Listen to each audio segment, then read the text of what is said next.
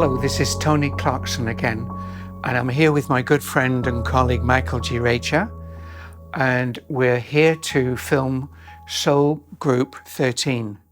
And for those people who don't know, this is our YouTube presence, if you like. It's one of the programs we have, and this is number 13. The Joseph Communications consist of books, a course in higher consciousness living. The sanctuary here where we're filming from is the base, the home of Joseph. And so now I'd like to hand you over to Michael, who's going to bring in a guide. I do know who it is today. Yes. Michael. Yes. We have an old friend here today who's been with me for a couple of days. And it's the guiding influence we call the Big Indian. Those of you who are familiar with the Joseph Communications books will also be familiar with this personality. A wonderful man who was a Native American in his last incarnation on Earth, and who was in charge of a thought construct that we call the boat, that he would take people across in from this side of life to higher realities. So I'll hand over to the Big Indian, which is our name for him. It's not his name for himself, of course. It's just an identification tag that we've put on him. And he begins by saying that today I want to talk about the heart, the human heart, and the spiritual heart, and the urgent need to operate from and have a perspective from the spiritual heart at this time on earth. Now, I'd like you to imagine that instead of a human being, instead of the human form, the human shape, you are a ball of energy. Just imagine that for a moment. You are a ball of energy, and the outermost skin of the ball is your expression and your interaction with the earth and with each other. And at the center of this ball of energy is the true you, the connection to the divine, the energy that you project outwards onto the outer skin. Now, I want you to pull back into what you are at the moment, into the shape of a human being. Where is your seat of consciousness? Most of you will say, here. My seat of consciousness is here in the head, in the mind. I want to suggest to you that your true seat of consciousness is the center of that sphere that I've just taken you into, and not this at all. As a spirit, as you evolve through these spiritual spheres and out into infinity, you can express yourself visually, and it's far more sensually speaking than just visually, but for all intents and purposes today, visually, as a sphere of energy, if you so wish. And you are a sphere of energy that across its surface, across the surface of that sphere, displays what you wish to display to others and interacts with others in the way that you wish to interact with others. But your true home, the true home of your consciousness as that sphere of energy, is the center of that sphere and is the link with the divine, the expression of the divine that you really are, the core light that energizes and gives form to that sphere. On Earth, because of millennia of approaching life negatively, approaching life with a view only to surviving on a physical level, your seat of consciousness appears to be the fight or flight mechanism that is the human mind. And so you express yourself as coming from here. But what the human mind expresses and what the human mind contains is only a surface reaction with what you truly are. It is an interaction with the physicality of the earth via the outermost skin of your being. And as a reaction only from the outermost skin, your reaction to everything via the head mind, via the human mind, is surface, is a reaction to what is happening around the surface of that sphere that you actually are as a spiritual being. You are reacting only, you are literally only scratching the surface. And your actions and reactions are based on that surface reaching out from the skin of the sphere of energy that you really are, rather than the knowledge that you have at the center of that sphere of energy. The knowledge that comes from the true you, the knowledge that comes from the divinity that you really are. As time has gone on, you have entrenched yourself increasingly and increasingly and increasingly in this view of yourself as coming from the head, as coming from the head mind, as being the head mind, as being seated in the brain, in the head. That's where you come from, you think.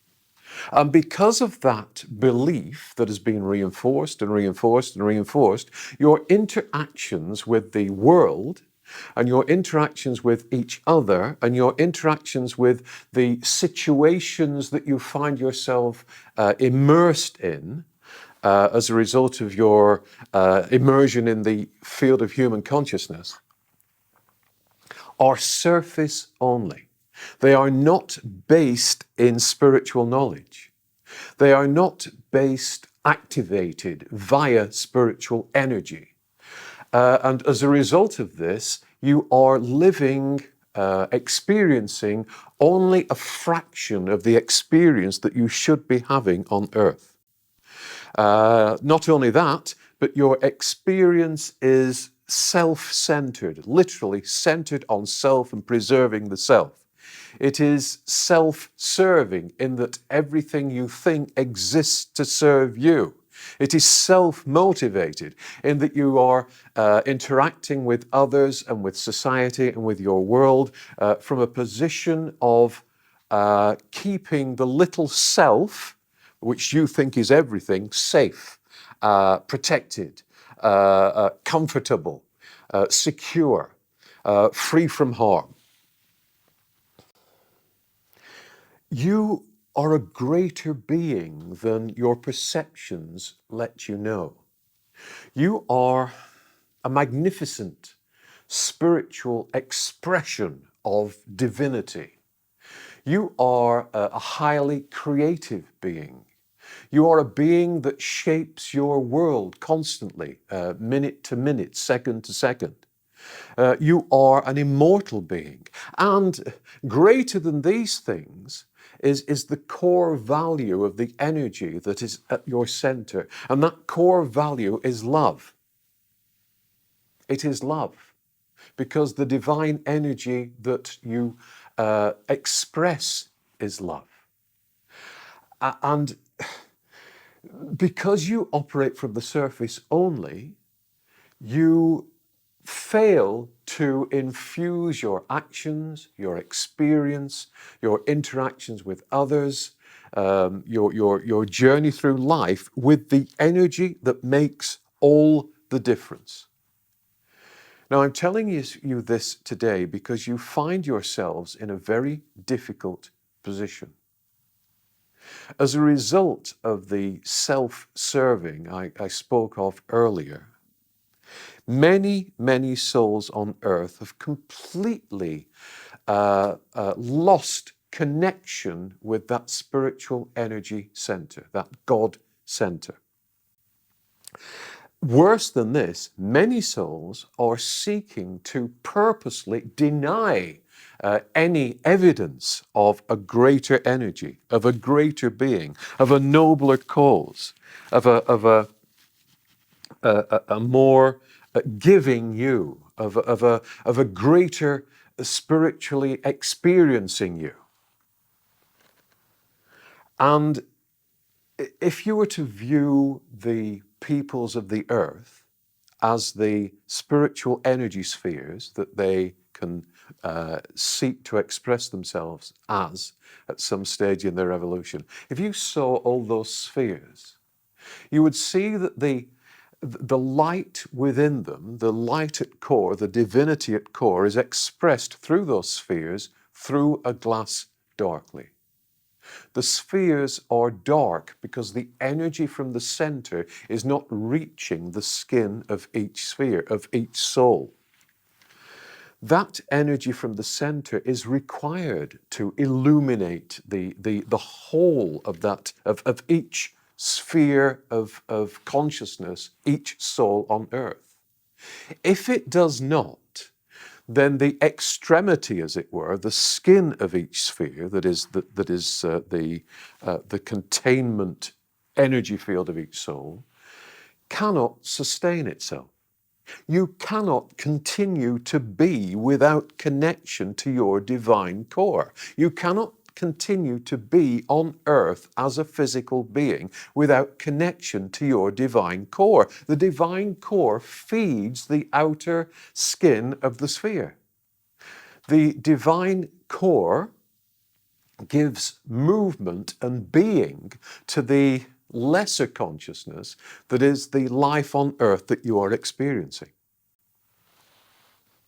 If you continue to deny the heart of what you are, the core of what you are, then what you are on earth, not what you are as an eternal, immortal being, but what you are on earth will cease to be. I want to make that very plain. The core of what you are on earth will cease to be. If you do not feed a plant, if you do not water a plant and do not put nutrients into the soil, the plant dies. If you do not feed another human being with physical food, eventually the human being dies. You are not feeding the spiritual framework that sustains your physical framework. And I tell you, you are at a most precarious point in your, I will not say evolution because it is not evolution. You're at a most precarious point in your journey through this physical sphere. It is supposed, because all souls, or many souls, are operating from the extremity rather than the core, it is supposed that all will be well if you follow a material path.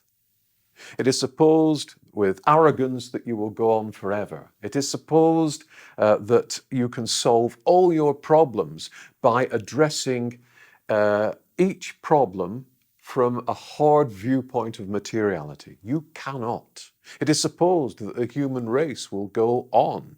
It cannot unless it is infused with core energy. It is the core energy that sustains each of you. So let me now return to my initial observation about the consciousness supposedly coming from the head. You are this condensed sphere of energy into the human form for the time that you are on earth. Your seat of consciousness does not come from the head. It comes from the heart, closer to the center of the sphere of energy that you really are. And even that is a misnomer because you push against that energy. You are hard to understand, but you are no thing that expresses itself as something by pushing against the sphere of energy that surrounds it, divine energy that surrounds it. You are divine essence, and divine essence is no thing until it is created, it is used to create something against which it can express itself. It is time to operate from the heart mind. And you'll say, oh, what is a heart mind? How can you have a mind in your heart? Your consciousness, the whole of the sphere of energy that you express yourself as an advanced spirit, is conscious. But the director of that consciousness is the divinity within, is the core light within. And that is your true seat of consciousness. And it is the human heart is a material expression of what is happening to you, how you operate spiritually. The human heart, does it not, pumps circulates blood around the human body. The divine heart, your core heart, circulates energy around the sphere that surrounds you. Circulates energy to every part of the energy sphere that you inhabit.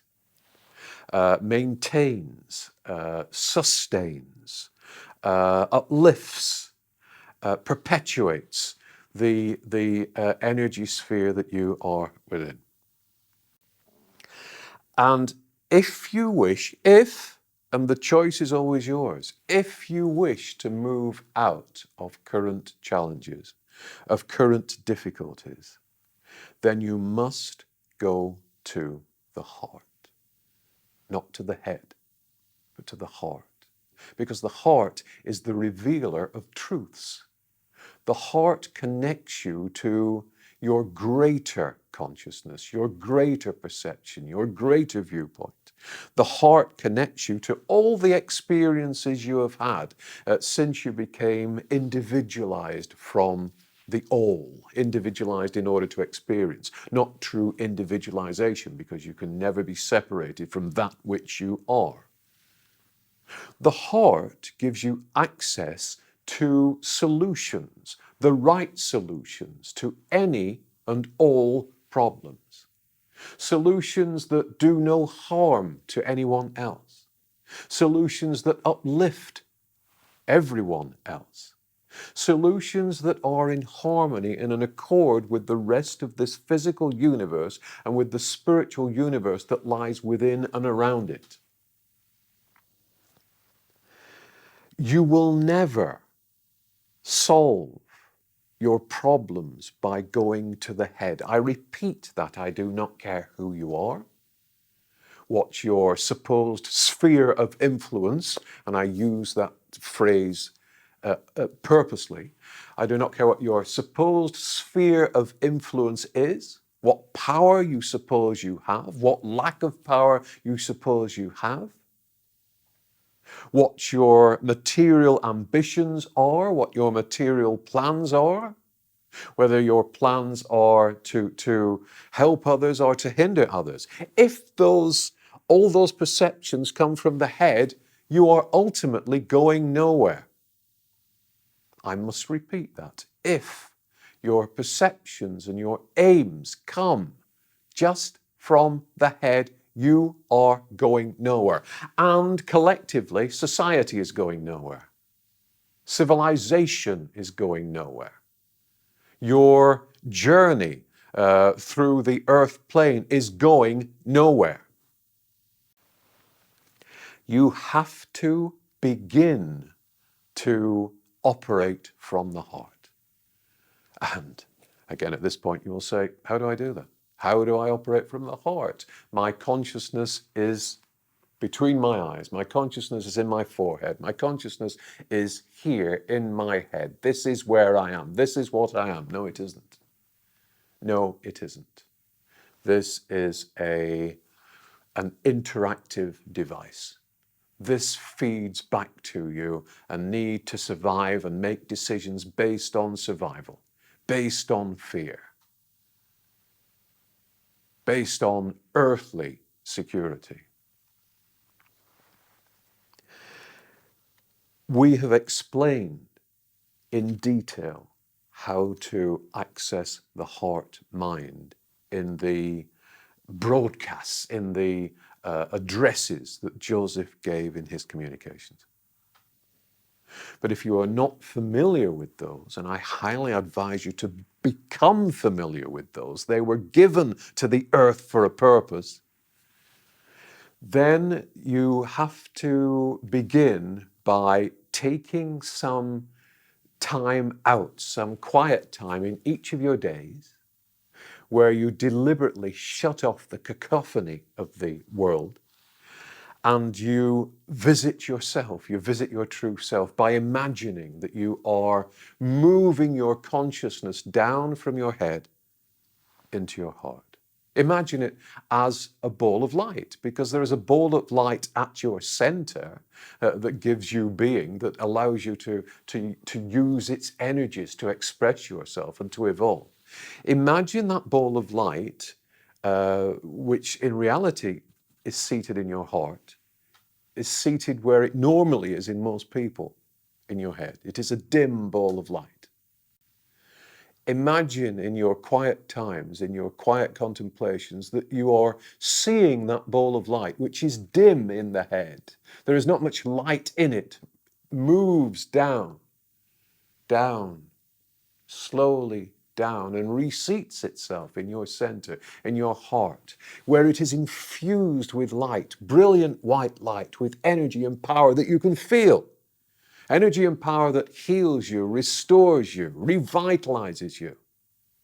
And remain in that state for as long as you are able to, before moving the ball of light as a now energized, scintillating, brilliant sphere of light back up from your heart center into your mind.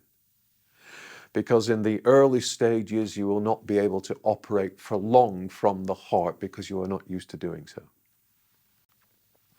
With repeated, not attempts, with a repetition of this action on a daily basis, and it is vital that you do this at this time. There's no use saying, I need to check my phone, I need to watch my television, I need to consult my computer, I need to talk to someone, I need to look at images. No, you need this. So many of you are looking for a way out of current challenges. Listen to me, you need this. With repeated access to your heart center, your heart mind, your true seat of consciousness, you pull into your daily being wisdom and knowledge from the heart. And you look at situations in truth. You look at situations holistically, not from the narrow perspective of society. And you begin to uncover truth.